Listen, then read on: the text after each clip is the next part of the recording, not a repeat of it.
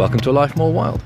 I'm Christopher Wilson-Elms from Canopy and Stars, and this is our podcast taking you into the great outdoors and helping you connect with nature. Later on, we'll be hearing from a former session drummer and support worker who run retreats for autistic adults in Cornwall. But first, we're going for a bit of a wet and windy walk with eco-psychotherapist and writer Dr. Ruth Allen. I kind of have this belief that we don't choose the weather in which we heal. It's not always blue sky and sunshine. So unless it's absolutely vile out here, then we work with it, and actually a lot of good things happen in therapy when the weather's not amazing. She's going to take us on a walk through the woods near her home in the Peak District and explain why she's chosen to bring nature into the counselling she does.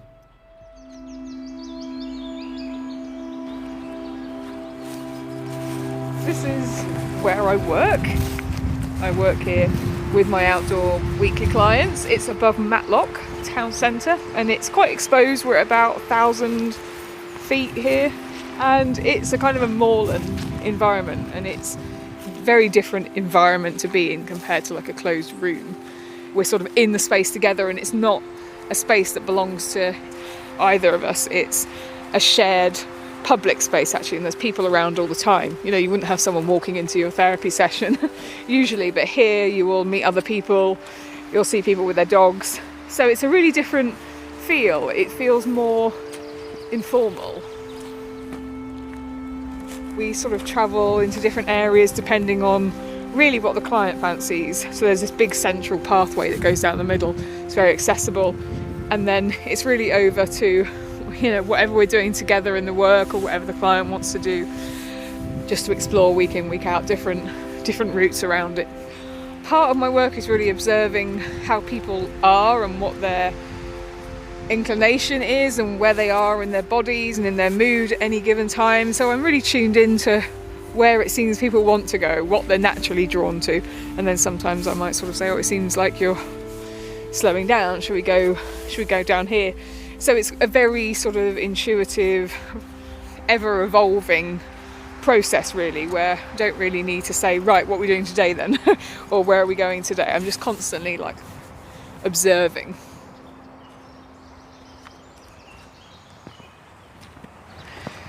We're just heading down the main path now, which I think of as like small talk lane, because it tends to be the bit that we arrive in the space and we're just catching up on the stuff that's been happening during the week. You know, how are you and how are things? And just doing the sort of the early check-in that you might do if you're going and collecting someone from a waiting room or something like that.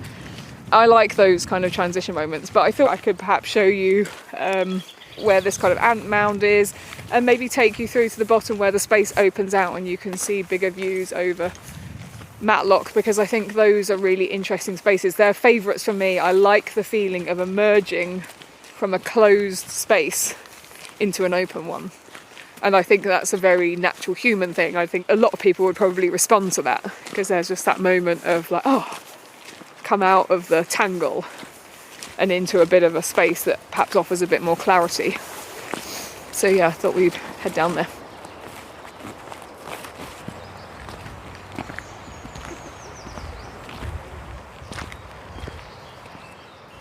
Working with nature for healing is as old as time really, as old as we've been, you know, we've always been looking to nature. So the concept wasn't new. I've always been interested in sort of exploring at the edges of the mainstream ways of doing things. So it was just something that really appealed to me to see how it would work. And it just felt very natural, because I've always been outside. I'm confident outside.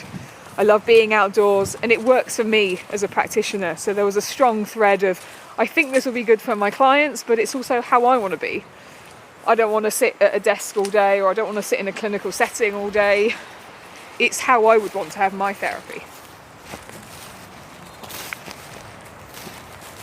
I do say with all the clients I do work with that we work in all weathers. I kind of have this belief that we don't choose the weather in which we heal as a sort of a general guiding principle. You know, we can't always, it's not always blue sky and sunshine. So unless it's absolutely vile out here, then we work with it, and actually a lot of good things happen in therapy when the weather's not amazing. It's like, oh, you know, the rain, okay, great.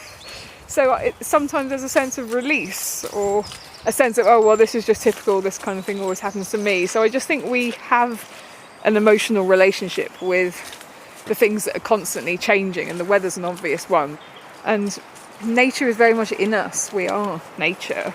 And I think we are naturally very responsive, and you don't realise that, I suppose, until you go out and you're tuning in to the differences in mood and behaviour in certain weathers, in certain conditions.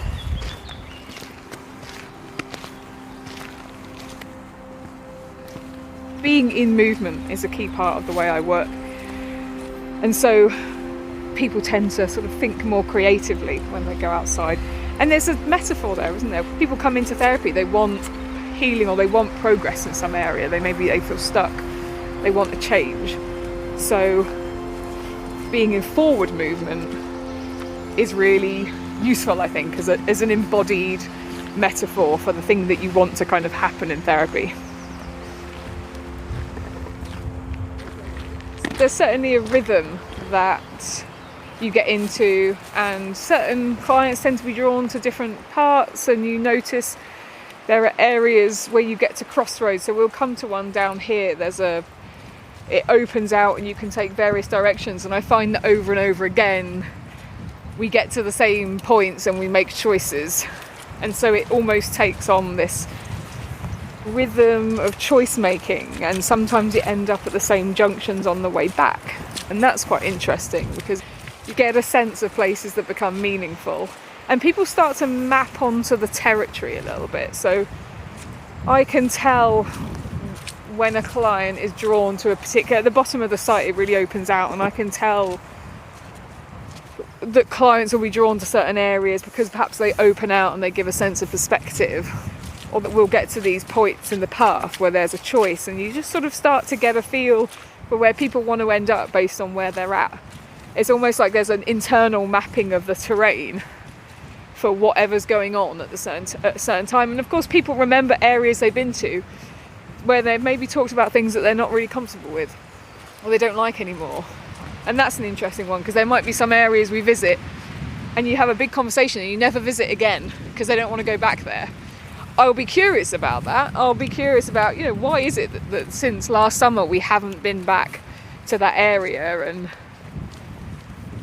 and that sometimes just opening that as a question brings an awareness that maybe they hadn't thought that they were particularly avoiding it.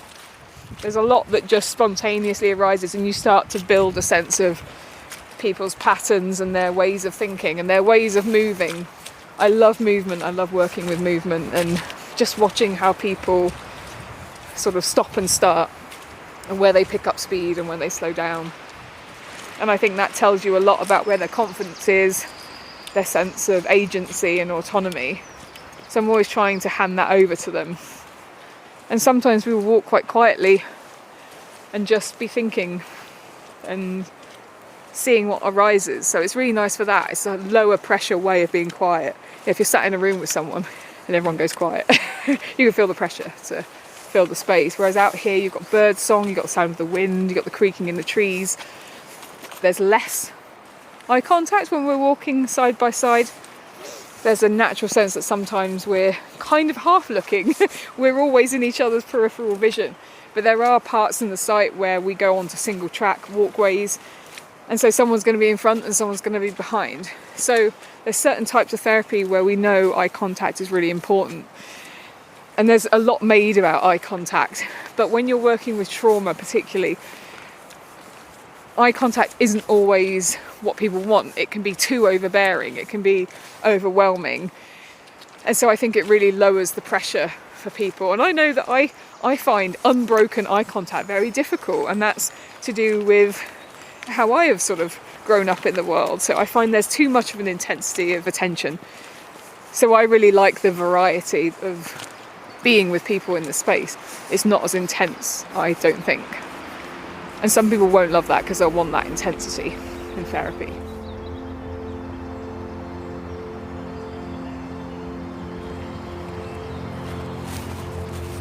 So we're just about to cross over a wall that's sort of at the perimeter of the main site where all the woods are. It's a kind of a broken wall, and it just goes through and opens out into a bigger view. It's not a great day today. It's quite rainy, it's quite foggy, but there is a sense of coming out from in the undergrowth, and then we sort of step out into fields. So it's quite a nice boundary moment between the two spaces.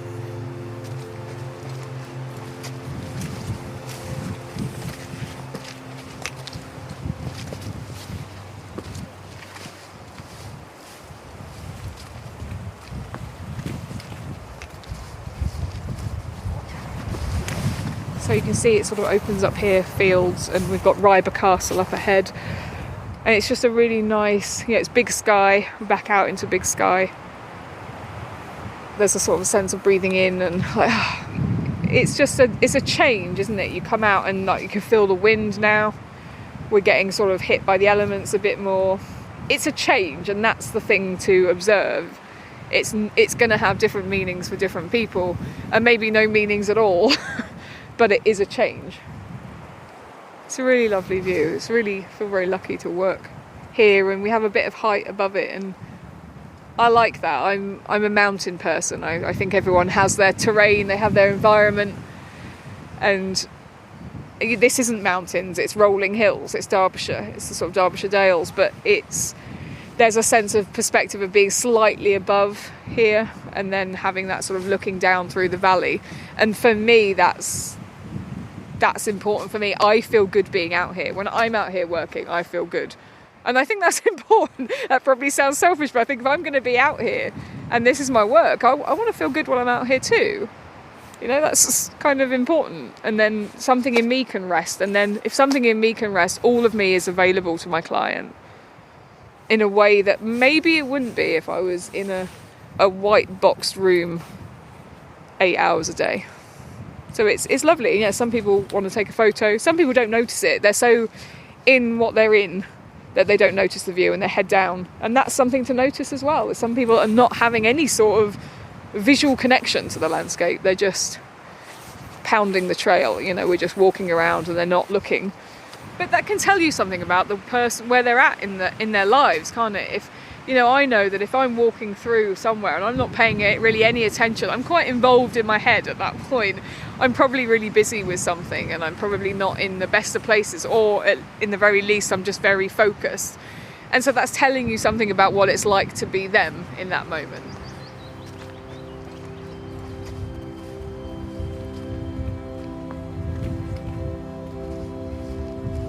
When there's a lot to say, quite often you do walk less.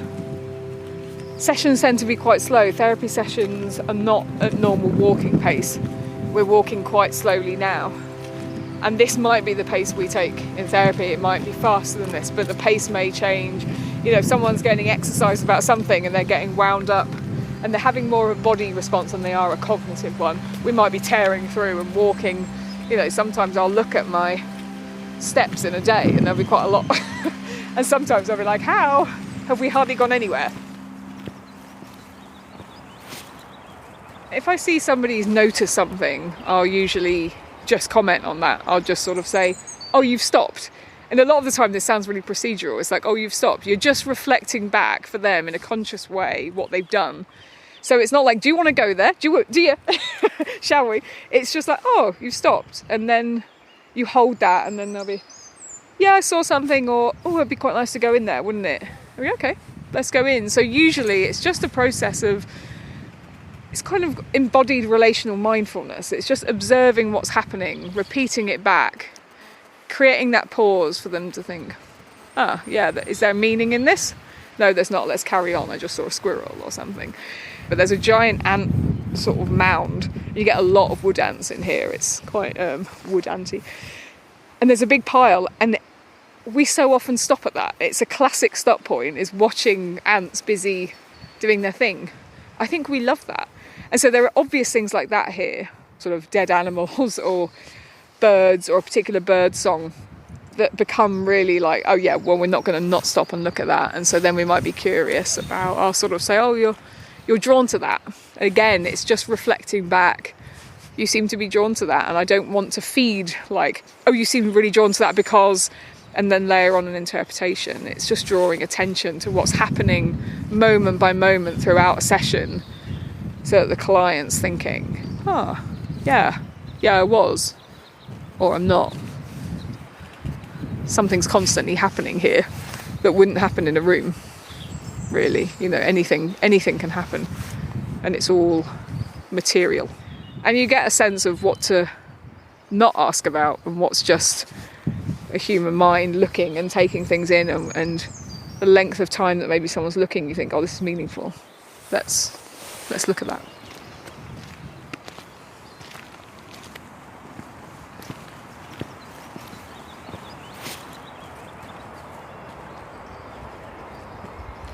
We're going to go right now to see if we can find the ants.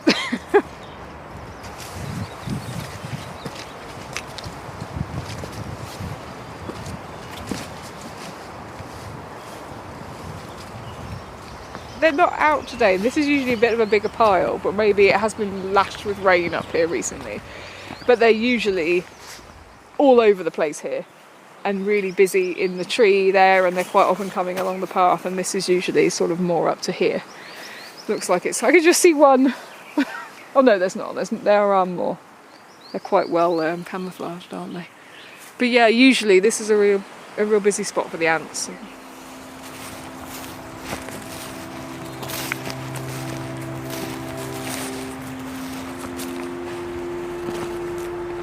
If I was to say one thing that I would encourage everyone to do is to go for a walk. And it is so painfully simple, but go for a walk and actually pay attention to the world. So leave your phone at home maybe, or at least put it on flight mode, and you listen to the ambient sounds of nature. They are very restorative. They're very calming on our nervous systems. They're really good at stimulating the parasympathetic nervous system. And you're not going to notice the ambient sound or the colours if you're distracting yourself with other things. So I think a tech-free walk once a week goes a long way.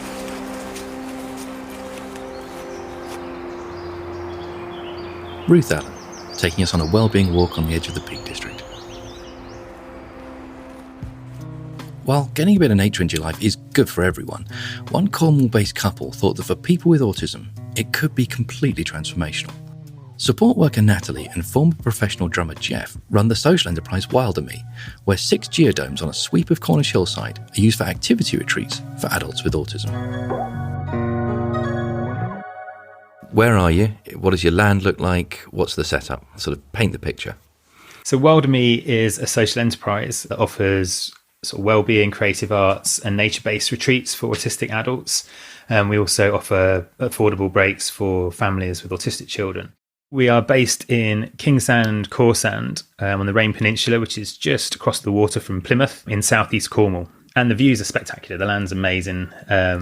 We sort of fell in love with it 7-8 years ago when we came on holiday, and it's an amazing place. Yeah. So what's the layout of the site? Right. So we've got 7 geodomes. The 6 of them we use of accommodation, and the 7th one we have for cooking, for doing activities, and just sort of socializing and stuff like that. So it's a bit of a hub, isn't it? Yeah, all our domes look out to sea, off grid apart from water, so solar powered. 2 compost loos, which once people get the hang of and understand the benefits of using a compost loo, and that you're not flushing away 5 litres of water every flush, all that kind of thing, then people kind of are like, yeah, okay, well. And it's just really sort of wild, natural site. We've got kind of skylarks, and Geoff's kind of bird man, so he's the twitcher of the two of us. So what kind of birds and stuff have we got, Geoff? At the moment, loads of whitethroats and skylarks are all singing. Yeah, it's quite a cacophony of noise at the moment up there. Apart from that, we hate it. No, it's really amazing. Explain a bit about the project. I basically was a support worker in North London at a residential home for adults with autism, and we went on a camping trip to Suffolk and stayed in this amazing yurt, and we all ate together around the campfire, and we sat in the pub and sung songs, and we rode our bikes like through the fields and stuff. And the benefits of the actual holiday was so massive. When we came back, our psychologist and stuff was really kind of blown away by it. And just sort of like, obviously Geoff and I just started talking about it. Geoff is a musician. And then we went to Cornwall, didn't we? Yeah. And we found Maker Heights and this incredible site. And we started talking about like, what could we do? You know, what kind of thing could we offer and stuff if we moved to this amazing place? It just encompasses like everything that makes you feel good in life. So it's all about connecting to nature, which the site is so beautiful and so wild. And it's also as well a little bit hippie-ish here, but it's also on ley lines from like Glastonbury. And it's, you know, it's just amazing. It's a place where you just really relax and sort of de-digitalize and stuff. So how important is the nature around you to what you do? Yeah, so I'd say really, really important. Where we are, it's really kind of wild, and there's like wildflowers and gorse and skylarks and stuff. And then you walk along the coastal path and it takes you down into this sort of beautiful bay, and it's really sort of perfect for natural wild swimming. And there's like lovely caves, and then you carry on going through and it takes you into the woods, and there's ancient woodland, and there's so much nature in there, and there's kind of wild deer running around everywhere. Then it starts to get really rugged and really wild, and then you just have these incredible stretches of like beautiful just sort of golden sands, and it's perfect for sort of surfing down there. And you can do SUP or just rock pooling, spotting dolphins and and minke whales we've seen as well. So you feel like whatever someone's going to respond to, you've got it. Yeah, totally. In a way, yeah. You've got everything. You can kind of get in touch with like different emotions with different landscapes as well. So this is another kind of hippie moment, but you can have you can sit like in the Bay of Kingsand, and the water's just gently lapping against the shore, and it's all really calm and peaceful, and you can kind of get into, I guess, a really meditative state. But then you could go for a walk across the kind of wild headlands, and you know, everything's just sort of just a bit more kind of powerful as well. And it's interesting because the perception is that people with autism, it might be a complete misconception, really appreciate routine more. So taking people out of that environment, why is that so beneficial? Yeah, I think it's just basically because sometimes so going on any holiday is really good for you, I think, you know, and we go on a holiday, and, you know, a lot of the time people have some kind of epiphany because you get that time out.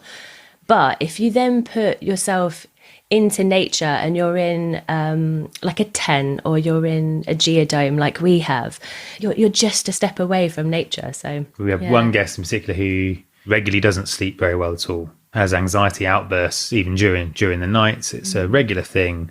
And 2 years ago when they first came, he didn't have any of these anxiety related issues, and we weren't sure. We thought it might be just because we had such a full packed week of activities. It's quite exhausting. You know, we were all quite tired. In a lovely way. Yeah, in a lovely way. But you know, every evening around the campfire singing or storytelling, and then you've had a whole day of SUP or foraging out or on the sea and on chasing boat trips. Dolphins and stuff. But the second year, last year in the pandemic, we couldn't do the activities, and exactly the same thing happened again. So that's pretty amazing. And the home manager who was there was like, "This is just incredible. Like they've never known him to go for so long." There's definitely something about getting out of the routine and the sort of the everyday setting and being somewhere completely new.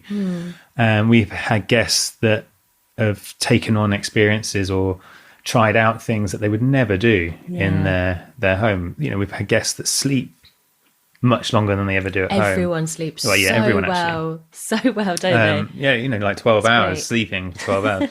I guess that, you know, anxieties and other sort of those sort of related conditions are definitely lowered. So it might be a big shift in environment, but it's a shift to a much calmer one. Absolutely, yeah. Absolutely. And there's the, you know, just even to the down to the level of trying different foods. So we do foraging with a local lady does a foraging course, so we do that. And we've had guests that would eat green food, but they never would eat green food at home. It would have to be disguised, or, you know. And we were told, oh, he's never, having seconds of like nettle soup and stuff. Yeah, they're never going to eat really? you're never going to eat the forage food. So we had like backup supplies, but in the end, they were eating it all, and you know, the support staff were like, well, this is amazing. They wouldn't even eat a bowl of soup at home, let alone a green soup. But I think there's something so exciting about going out and learning about the food, and also you're picking it yourself, so you're so connected in that way as well. So the whole process, it's it's kind of, everything's more raw, isn't it, I think, when you're doing these kind of things. And this is all subsidized, I guess, the places and things, by our weekend breaks with Canopy and Stars, so that's open to everyone, and the profits from that then go back into the autistic retreats and breaks, affordable breaks, and it keeps Wilderme sustainable. But I bet you see the same effects on the weekend guests as well. Yeah, everyone loves it, and they all definitely. Yeah, the feedback we get is everyone's like, "Oh, I'm so relaxed. I haven't picked up my iPad all weekend," or like, people actually come and they switch off their phones. I'm like, here's my number. They're like, "Oh, I'm not going to switch my phone on," but that kind of thing, which is really great. really nice, isn't it? Yeah, it's great. Is it something that is quite new then? It's sort of nature therapy, if you like, outdoor therapy? Yes, I think like with doctors are now starting to prescribe nature as well. And I think we're just going to keep opening up. It's like a can of worms, I guess, but opening it is a good can of worms. And it's kind of, we're just going to find that, nature is so beneficial for us. It really, really is. And our hope is that people come and stay and they realise that, we're not separate from nature. We are actually all part of nature, and we have a place within it, and then hopefully go back home and really start to think about where they live and their own environment, and what we can all do to kind of impact that in a really positive way. So obviously you guys must have seen incredible effects on people on the professional side and on yourselves personally. Is that something you think everyone can access, can feel? Yeah, absolutely. Yeah, definitely. I think getting out in your own garden, or in fact, there's sort of science behind Shinrin-yoku, is that even just spending 40 minutes in a woodland can have huge benefits to your mental health. Bringing down your heart rate, blood pressure, all these things. It doesn't take very long. It's just 40. It's a 40-minute walk in the woods. But I think even in your in your own garden, just finding somewhere and showing sort of compassionate attention to nature, where you really zone in on it and experience that love for it, can help you feel like nature loves you as well, and you start to pay more attention to everything around you and the planet as a whole. I think there's a huge benefit for the planet and for ourselves. Yeah, definitely. I think it's just like I guess just noticing things. Like sometimes if you just say to yourself, right, I'm going on my walk to the shops, and I'm just going to take some time to just notice anything that's in nature, and it is everywhere. It's not, I think, even in cities you do get these beautiful places as well. We do have parks and things that we can go to and access. I think we're so distracted though with phones digitally, and everything around us as well is blasted on billboards or whatever, that it is quite hard sometimes to go, I'm going to put my phone away, and if I see something, I'm going to actually spend a bit of time and work out what's going on there, and something natural. Because there's a lot of other things trying to grab our attention all the time. Yeah. But once you start doing that little bit, like you said, just noticing stuff, or just take your lunch outside, because it would just do wonders for your, for how you feel about yourself and the world, I guess, really. I really like the idea of opening a can of good worms that you came up with earlier. It opens a can of good worms. Worms. Bad worms. The worms we like. Good worms. Yeah. I know exactly what you mean. Thanks for joining us in Life More Wild. Hopefully you're feeling at least a little bit restored and rebalanced. But if you want to learn more about Ruth Allen's work or stay at the Inspiring Wilderme project, follow the links in the episode notes, where you can also find where to buy our book. You can follow us on Instagram at Canopy and Stars, and follow this podcast too in whatever app you use by tapping that little button so that you never miss an episode. Until next time, stay wild.